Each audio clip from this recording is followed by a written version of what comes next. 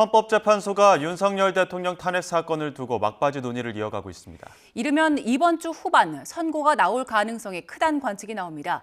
자세한 내용은 최재 기자 연결해서 알아봅니다. 이경국 기자. 네, 헌법재판소에 나와 있습니다. 네, 재판관들이 사실상 평의 절차 막바지에 돌입한 것으로 보인다고요? 네, 우선 재판관들은 주말과 휴일 각자 자료를 검토한 것으로 전해졌습니다. 아직은 선고일 통지가 없었던 만큼 오늘도 일단 재판관들은 평의를 계속 이어갈 것으로 전망이 됩니다. 다만 평의가 막바지에 달했다는 분석이 있습니다. 이 때문에 재판관들이 오늘 평의를 진행한 뒤에 곧이어서 인용 또는 기각이나 각하 등 최종 의견을 밝히는 평결을 진행할 수 있다는 관측도 나오고 있습니다.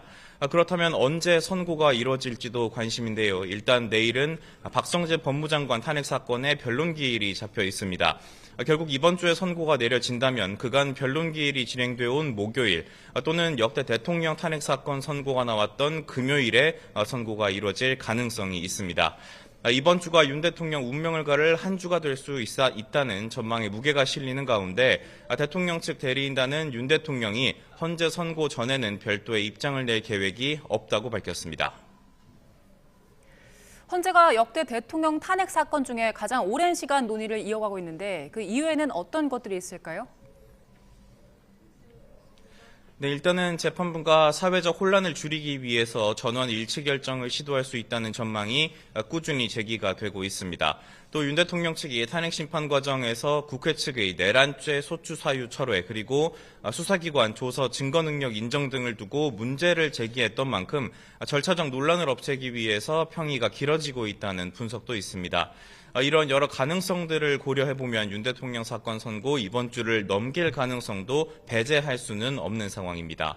한덕수 국무총리 탄핵 사건의 선고 시점도 변수입니다. 한 총리 사건이 만약 먼저 선고된다면 윤 대통령 사건 선고는 미뤄질 가능성이 크기 때문인데요.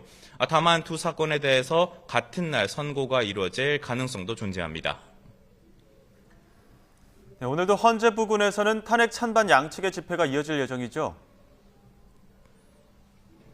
네, 먼저 탄핵 찬성 측인 윤석열 즉각 퇴진, 사회 대개혁 비상행동은 오후 광화문에서 기자회견을 진행한 뒤에 대규모 시국선언에 동참을 합니다.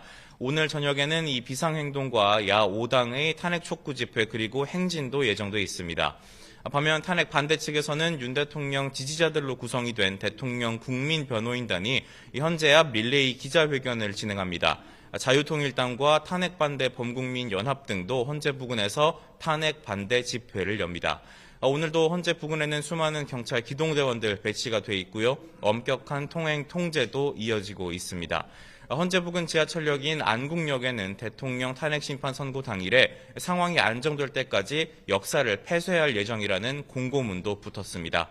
지금까지 헌법재판소에서 전해드렸습니다.